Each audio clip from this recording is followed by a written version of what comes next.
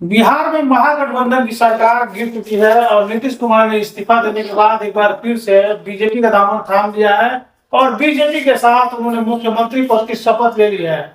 लेकिन जो सबसे बड़ी खबर आ रही है बिहार से ये है कि भले ही नीतीश कुमार बीजेपी के साथ चले गए हैं, लेकिन उनका तालमेल अभी तक बीजेपी से ठीक ठाक नहीं बैठ रहा है और सुनने में ये भी आ रहा है कि बहुत जल्द नीतीश कुमार फिर से पलटी मार सकते हैं। BA, BCom, BSc, MA, MCom करें विश्व की सबसे बड़ी यूनिवर्सिटी इग्नू से। सॉल्व असाइनमेंट्स और गाइड बुक्स प्राप्त करें। संपर्क करें Mahakal computers, DAV PG college के पास, पंच मंदिरा मोड़ से दाहिने, सिवान।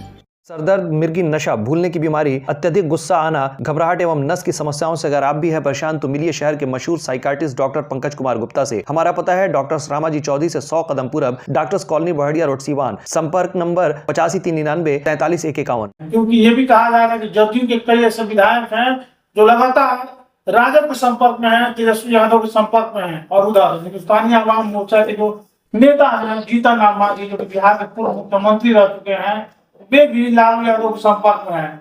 आज इसी पर चर्चा करेंगे। हमारे साथ कांग्रेस के युवा नेता आसिफ इमाम भी मौजूद है।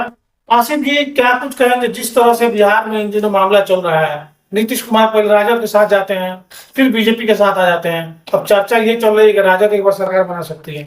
देखिए, नीतीश कुमार जी का तो आदत रहा है कि 2005 में जब सरकार बनाए थे और ये 2024 तक जो सरकार चलाए, तो 2013 से लेकर 2024 के बीच में इन्होंने 4 बार गठबंधन तोड़ने और जोड़ने का काम किया है। 13 में तोड़े, एनडीए के साथ से गठबंधन तोड़ दिए। 15 में महागठबंधन के साथ मिलकर सरकार बनाए। 17 में फिर से महागठबंधन को छोड़कर एनडीए के गोद में जाकर बैठ गए, भाजपा के गोद में। फिर 2020 में एनडीए के साथ सरकार बनाए चुनाव जीतकर, और फिर 2022 में महागठबंधन के साथ सरकार बनाए। लेकिन ठीक 2024 में फिर से भाजपा के गोद में जाकर बैठ गए और नीतीश कुमार जी कहते हैं कि हम सांप्रदायिकता ताकत को तोड़ने का काम करते हैं, उसको बढ़ावा नहीं देते हैं।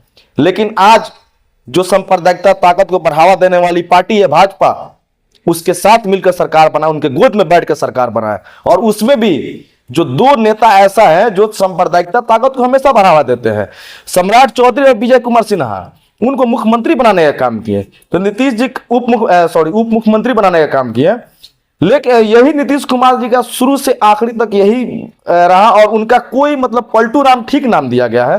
कब किधर पलट जाएंगे कोई नहीं जानता है। हो सकता है कि लोकसभा के चुनाव के बाद फिर सरकार गिरा दे और महागठबंधन के साथ मिलकर सरकार बना ले, तो इन पे कोई भरोसा नहीं है। और लेकिन आप एक युवा नेता हैं, राजनीति में नए नए कदम रखे हैं, मतलब जो भी है युवा ही है अभी आप। तो आप ये बताइए, बिहार के लोगों के हित में कितना सही है बार बार सरकार बदल देना, ये कितना सही है? देखिए, एक ही बार वोट देती है देखिए सरकार चुनने के लिए। देखिए, बिहार के जनता के साथ अन्याय हो रहा है, क्योंकि जनता जिसके खिलाफ वोट देती है उसी के खिलाफ उसी पार्टी के साथ मिलकर ही सरकार बनाते हैं, और फिर जनता जिसको वोट नहीं करती है फिर उसके साथ चले जाते हैं। तो इससे जनता को काफी नुकसान है। जैसे कि अभी तेजस्वी यादव ने महागठबंधन के साथ मिलकर सरकार जो बनी थी 2022 में, उसके बाद 4.5 लाख के आसपास नौकरियां हुई। और फिर फरवरी में मतलब स्वास्थ्य विभाग में वैकेंसी आने वाला था, पंचायती राज में वैकेंसी आने वाला था, पुलिस का लाइब्रेरियन का वैकेंसी आने वाला था। ये सब वैकेंसी सब रुक जाएगा और मतलब जो लक्ष्य था जो 5 लाख का वो नहीं हो पाएगा।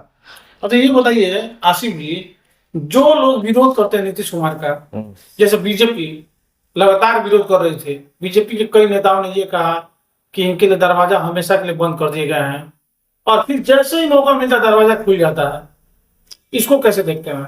देखिए, नीतीश कुमार के लिए उन्होंने कभी दरवाजा बंद ही नहीं किया, उसी राजनीति में दिखावा के लिए कह देते कि दरवाजा बंद कर दिए। सम्राट चौधरी ने तो वादा किया था बिहार के जनता से कि जब तक हम नहीं खोलेंगे अपना पगड़ी, जब तक हम नीतीश कुमार को गद्दी से नहीं उखाड़ के फेंक दे, कुर्सी से मंत्री है और अपना पगड़ी को निकाल करके खोल करके नीतीश जी के कदम में रख दिए, चरण में रख दिए।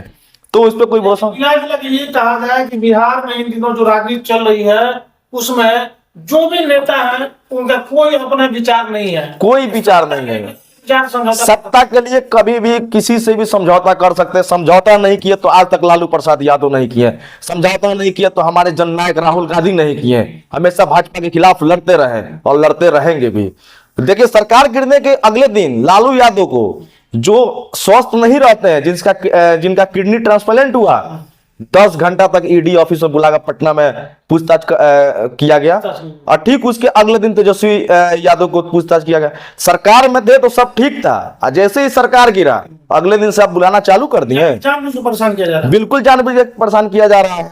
पिछले बार भी जब राबड़ी देवी के आवास में जब हुआ था तो कितना असर पड़ेगा, क्योंकि आपके पार्टी जो नेता है कन्हैया कुमार, वो कौन है, डायरेक्ट सभा में बोला उन्होंने कि चोर बेईमान के जाने से कोई फर्क नहीं पड़ता है इंडिया गठबंधन को। आपको क्या लगता है?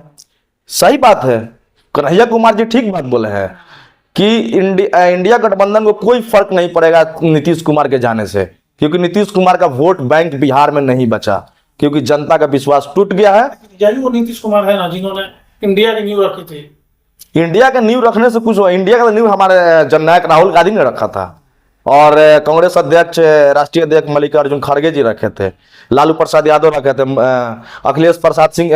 नीतीश कुमार को कहा जाता था कि यही नाव की भूमिका निभा रहे थे, 2 किनारे हैं और 2 किनारे को जोड़ने का काम कर। नहीं, इन्होंने कभी नहीं ऐसा किया। अगर जोड़ने का काम किए होते तो आज इंडिया गठबंधन को छोड़कर एनडीए के साथ नहीं जाते, वो इंडिया गठबंधन में ही रहते, तो ये कोई सवाल नहीं बनता है। 2024 आखिरी चुनाव चलेगा, इसका कितना असर पड़ेगा? 24 में क्या कांग्रेस को नुकसान होगा इसका? नहीं, इससे फायदा होगा। क्या फायदा होगा? और कांग्रेस इंडिया गठबंधन सरकार बना लेगी और भाजपा को केंद्र से खदेड़ने का काम किया जाएगा। इंडिया गठबंधन बहुत मजबूत है, हर जगह एकजुट है और रहेगी भी। आपको लगता है कि इंडिया गठबंधन मजबूत रहेगी? बिल्कुल रहेगी मजबूत। कहने के लिए इंडिया गठबंधन नहीं, कहने के लिए नहीं, आप 2024 के लोकसभा के चुनाव में देख लीजिए कितना मजबूत है और रहेगी। राहुल गांधी बिहार दौरा कौन है, इसको लेकर क्या कहेंगे? राहुल गांधी जी जननायक है, भारत जोड़ो न्याय यात्रा है निकाले हैं, तो उनके साथ सिर्फ राहुल गांधी नहीं चल रहे हैं, उनके साथ देश का भविष्य चल रहा है, उनके साथ युवा बेरोजगार चल रहा है। क्या मैसेज देंगे जो राजनीति में आना चाहते हैं, जो पहली बार वोट डालेंगे, जो एक बेहतर भविष्य देखना चाहते हैं, बेहतर नेता कैसे चुने हो? देखिए, सबसे पहले तो जो लोग पहली बार वोट देंगे या जो बेरोजगार युवा है, उनको हम यही कहेंगे कि सबसे पहले उस पे एक बार नजर से देख लें और उनके डाटा को देख लें कि कितना नौकरी दिए और कितना नौकरी को खतरे में डालें, और आगे इन फ्यूचर में कौन नेता कर सकता है उसके लिए वोट करें। कांग्रेस के युवा नेता हैं, छात्र विंग के नेता हैं और काफी सक्रिय हैं राजनीति में, बिहार की राजनीति में काफी सक्रिय हैं, और पटना यूनिवर्सिटी से इन्होंने चुनाव भी लड़ा हुआ है।